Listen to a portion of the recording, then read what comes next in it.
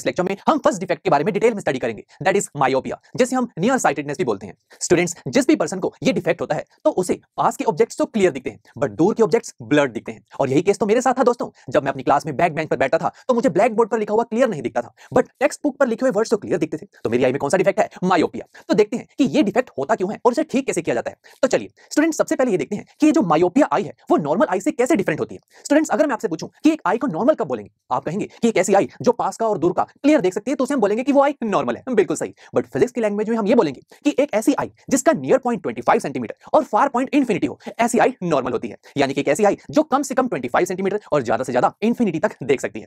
Now students, अब अगर किसी रीजन से इन दोनों पॉइंट्स की पोजीशन या फिर किसी एक पॉइंट की पोजीशन चेंज हो जाती है तो हम कहेंगे कि उस आई में एक डिफेक्ट है। अब लेट्स से कि यहां पर जो फार पॉइंट इंफिनिटी पर है, अगर ये फार पॉइंट मेरी आई के पास आ जाए, let's say F dash position पर आ गया, तो दोस्तों ऐसी आई में जो डिफेक्ट होगा उसे हम बोलते हैं मायोपिया। इसका मतलब ये हुआ कि हम अब पास के ऑब्जेक्ट्स को क्लियरली देख सकते हैं बिकॉज़ नियर पॉइंट में तो कोई चेंज नहीं आया। हाँ, बट जो फार पॉइंट पहले इंफिनिटी पर था अब एफ डैश पॉइंट पर आ चुका है। यानी कि अब मैं एफ डैश से एन पॉइंट के बीच में रखे हुए ऑब्जेक्ट को तो देख पाऊंगा बट अगर कोई ऑब्जेक्ट लेट्स से इंफिनिटी पर रख दिया जाए यानी कि एफ डैश से भी दूर, उन्हें मैं नहीं देख पाऊंगा। यही तो होती है मायोपिया आई की प्रॉब्लम। अब स्टूडेंट्स, ये प्रॉब्लम होती क्यों है, आइए अब इसे देखते हैं। दोस्तों, सबसे पहला रीजन ये होता है कि हमारी आई में जो ये लेंस है ये थिक हो जाता है। अब थिक लेंस का मतलब हम जानते हैं कि उस लेंस की पावर बढ़ जाती है। अब ऐसा होने से हमें क्लियर क्यों नहीं दिखता, देखते हैं। लेट्स से एक ऑब्जेक्ट इंफिनिटी पर पड़ा है, हमें पता है कि हम उसे नहीं देख पाएंगे बट क्यों नहीं देख पाएंगे, आइए स्टूडेंट्स, जैसे कि हम जानते हैं कि एक ऑब्जेक्ट जब इंफिनिटी पर पड़ा होता है तो हम कंसीडर कर लेते हैं ना कि उससे आने वाली लाइट रेस पैरेलल होती है। अब ये पैरेलल लाइट रेस जब इस लेंस पर, जो कि हमारा कन्वेक्स लेंस होता है हमारी आई में, इस पर स्ट्राइक करेगी तो क्या होगा, हमें जानते हैं कि ये लेंस अब थिक हो चुका है, इसकी पावर ज्यादा है। हाई पावर लेंस क्या करते हैं, लाइट को ज्यादा कन्वर्ज करते हैं। तो दोस्तों लाइट रेस ज्यादा ही कन्वर्ज हो जाएंगी और वो रेटिना से पहले ही मिल जाएंगी। तो दोस्तों, अगर रेटिना पर ये लाइट रेस मिल ही नहीं रही तो हम इस ऑब्जेक्ट को देखेंगे कैसे, बिकॉज़ रेटिना ही तो हमारी आई में स्क्रीन की तरह काम करती है। तो मतलब ये रीजन हुआ कि हमारी आई में जो लेंस थिक हो जाता है, इस वजह से हम इंफिनिटी पर यानी कि दूर पे रखे हुए ऑब्जेक्ट्स को क्लियरली नहीं देख सकते। दोस्तों, सेकंड रीजन और भी है इसका कि हमारी आई में अगर लेंस बिल्कुल सही है यानी कि नॉर्मल आई जैसा ही है बट हमारी आई की जो शेप है, आई बॉल की शेप है, वो बड़ी हो जाती है। अब इससे क्या होगा देखते हैं दोस्तों। अब लेट्स से अगेन मैं एक ऑब्जेक्ट को इंफिनिटी पर रख देता हूं, दोबारा से पैरेलल लाइट रेस हम कंसीडर करेंगे। तो देखिए ये जो लेंस है ये तो नॉर्मल आई जैसा ही लेंस है, हमने माना है। तो दोस्तों अगेन ये तो लेंस नॉर्मल आई की तरह ही काम करेगा और इन लाइट रेस को कन्वर्ज करवाने की कोशिश करेगा, किस पर, रेटिना पर। बट जरा देखिए इस आई बॉल का साइज लार्ज हो चुका है, जो स्क्रीन, ये जो रेटिना है ये तो अपनी पोजीशन से दूर जा चुकी है। तो मतलब यहां पर भी जो इमेज है वो रेटिना पर नहीं बन पाएगी। तो देखा ना दोस्तों, ये जो आई लेंस है इसने तो अपना काम बिल्कुल सही से किया। इसने तो इसी तरीके से काम किया कि जो रेज है ये रेटिना पर जाके ही मिले। अब उसे थोड़ी ना पता था कि ये रेटिना तो अब दूर जा चुका है, तो यहां पर भी हम दूर के ऑब्जेक्ट्स को नहीं देख पा रहे। तो अब इसका सॉल्यूशन क्या है? हम सब ये तो जानते हैं ना कि जब भी हमारी आई में ऐसा कोई डिफेक्ट होता है